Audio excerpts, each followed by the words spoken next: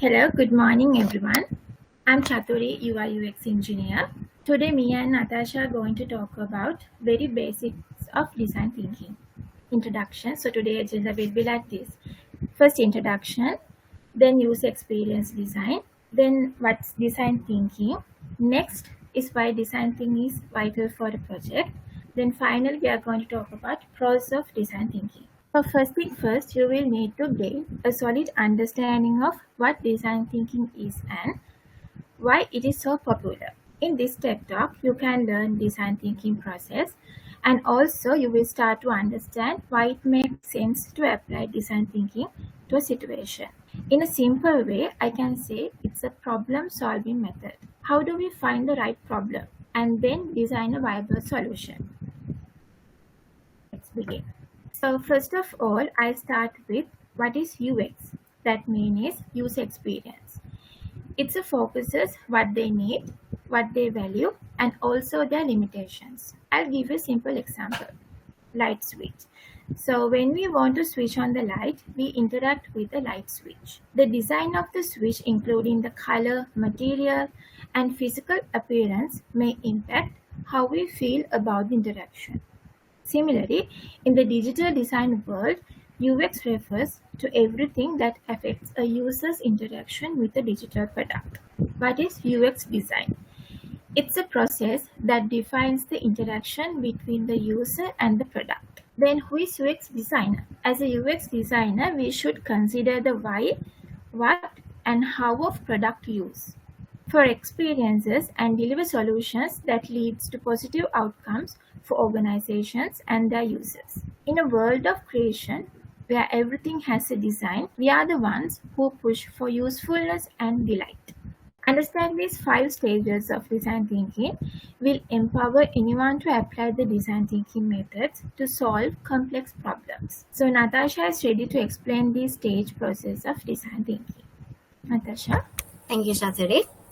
So let me start with what is meant by design thinking. So design thinking is a framework which is used by the US designers to tackle big, complicated, or even large unknown problems. So this will let us dig a bit deeper into the problem solving as we seek to understand the users, their problems, and their challenges. Therefore, what we do is we constantly question and acquire knowledge throughout the process. This is what we oriented nature in design thinking approach. So going forward, I will be describing the design thinking process and what is meant by this iterative and non-linear process, which consists of 5 stages, such as empathy, define, ideate, prototype, and test. So these 5 stages, it can be carried out parallelly, or it can be repeated and able to circle back to the previous stage at any point of the process. So moving forward, I will be briefly explain the each stage and how does it affect for the project. So stage number 1, which is empathy, or in other words, empathize. This is a stage where you aim to gain the real insight of the users and their needs. So normally, in our life also, if we want to find a solution, we should have to first understand the problem. So likewise, in design thinking also, we should gain the empathetic understanding of the problem or the problems that we are trying to solve. So we do this by getting a clear idea about the users, their goals, and their pain points, and exactly knowing them but blocking their performance. With that, we move to the next stage, which is define. So at this stage, we will state the users, their needs, and their problems by seeking to define the problem in a human-centered manner. So what exactly is this human-centered manner? So human-centered manner is a creative approach to the problem solving, which starts with the problem and ends up with a creative and innovative solution. So in the previous stage, which is empathy, we are gathered the user's problems and their pain points. Now we are successfully pinned down the problems. So what we have to do now is gather the requirement. So at this stage, what we do is we contact our ideal customers and the clients to ensure that they are getting their thoughts. Now, we have grown to understand the users and their needs in the empathize stage. Then we have analyzed and synthesized their observation in the define stage. Now we have the solid background of the problem and the requirement. So what designers do now is they think outside of the box and look for the alternative ways to view the problem and identify the innovative solution for that problem statement. So if I summarize what is really happening in this ideate stage, we identify the innovative solution to the problem statement that we have been created. Now we know the problem, we gathered the requirement, now we came up with innovative solution. This is where we move to the experimental phase. In other words, prototype. This is a stage where we aim to identify the best possible solution for each problem that we have identified during the previous 3 stages. We do this by producing some inexpensive and scaled down version of the product. For that, we can use low fidelity wireframes or paper prototyping and so on. Therefore, at the end of this stage, the designers will have a better idea about the product and the problem it faces. With that, we move to the 5th phase, which is testing. This is the phase where you test the solution to derive a deep understanding to the product and the users. Even though this is a final stage, as I mentioned earlier, design thinking is the iterative process. Therefore, the result of this testing process often create one or more problems.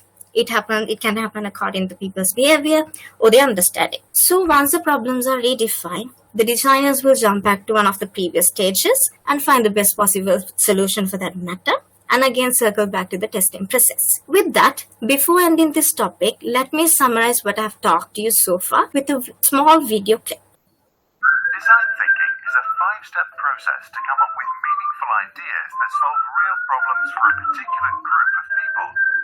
The process is taught in top design and business schools around the world. It has brought many businesses lots of happy customers and helped entrepreneurs from all around the world to solve problems with innovative new solutions. Step 1. Empathize. The purpose of step 1 is to conduct interviews that give you an idea about what people really care about. We need to empathize with their situation. For example, if you want to help old people, you might find that they want to keep the ability to walk around. In your conversations, they might share with you different ways they can do that. Later into the interview, you'll want to dig a little deeper, look for personal stories or situations where things became difficult. Ideally, you redo the process with many people with the same problem. Step 2. Define the problem. Looking at the interviews, you can now understand the actual needs that people are trying to fulfill with certain activities. One way to do that is to underline the verbs or activities that the people mentioned when talking about their problems, like going for a walk, meeting old friends for tea, or simply going grocery shopping around the corner store. You might realize it's not so much about going out, but more about staying in touch. After your analysis, formulate a problem statement. Some elderly are afraid to be lonely. They want to stay connected. Step 3. Ideate. Now focus only on the problem statement and come up with ideas that solve the problem. The point is not to get a perfect idea, but rather to come up with many ideas, like unique virtual reality experiences, senior-friendly hoverboards, or a modified pushcart.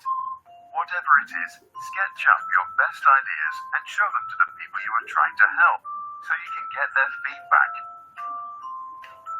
Step 4. Prototype. Now take a moment to reflect on what you have learned from your conversations about the different ideas. Ask yourself, how does your idea fit in the context of people's actual lives? Your solution could be a combination of a new idea and what is already being used. Then connect the dots, sketch up your final solution, and go build a real prototype that's just good enough to be tested. Step 5. Test. Now test your prototype with actual users.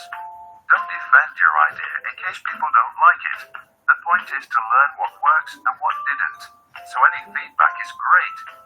Then go back to ideation or prototyping and apply your learning. Repeat the process until you have a prototype that works and solves the real problem. Now you are ready to change the world or open shop.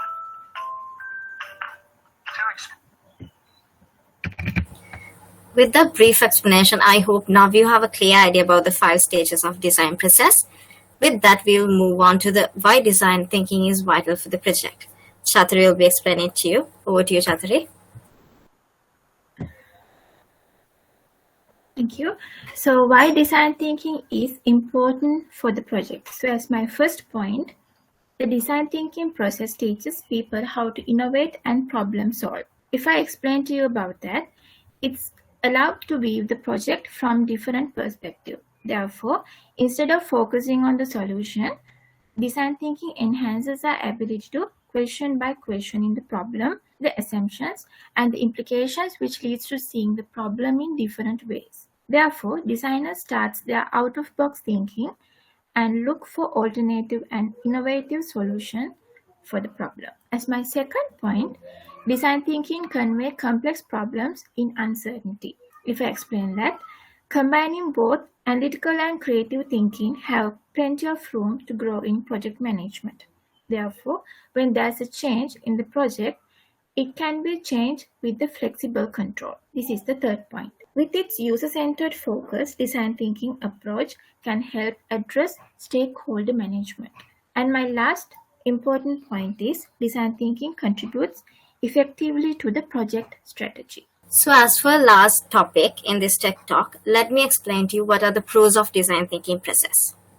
So in design thinking, we can specifically point out that there is this number of pros because in this approach, it gives you a handful of benefits to solve the problems. So if I may explain to you several advantages, my advantage number one would be it allows you to do the thinking out of the box to come up with alternative and innovative solutions. So what I meant from that is, in design thinking process, we take the original problem as a suggestion and not as the statement. Then we think broadly about what are the real issues that is underlying this problem statement.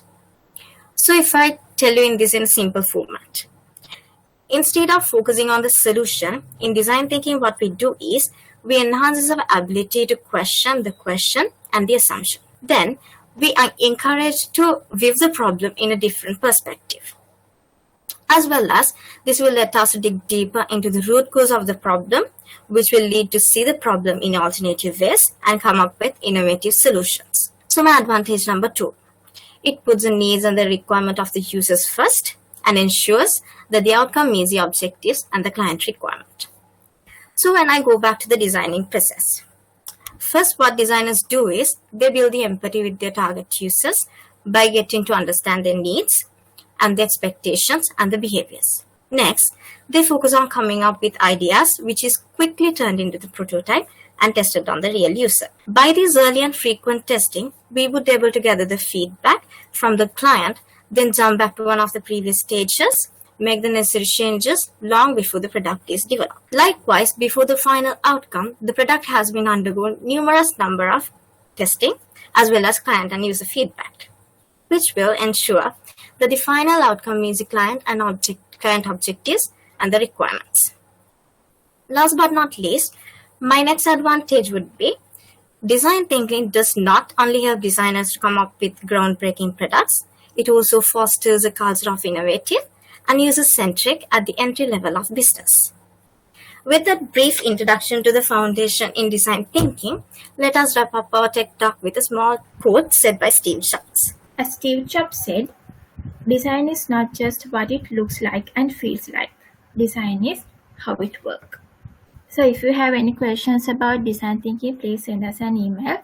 We will definitely reply you. Thank you for your time to get into this and hope you guys use these thinking methods in future. Thank you.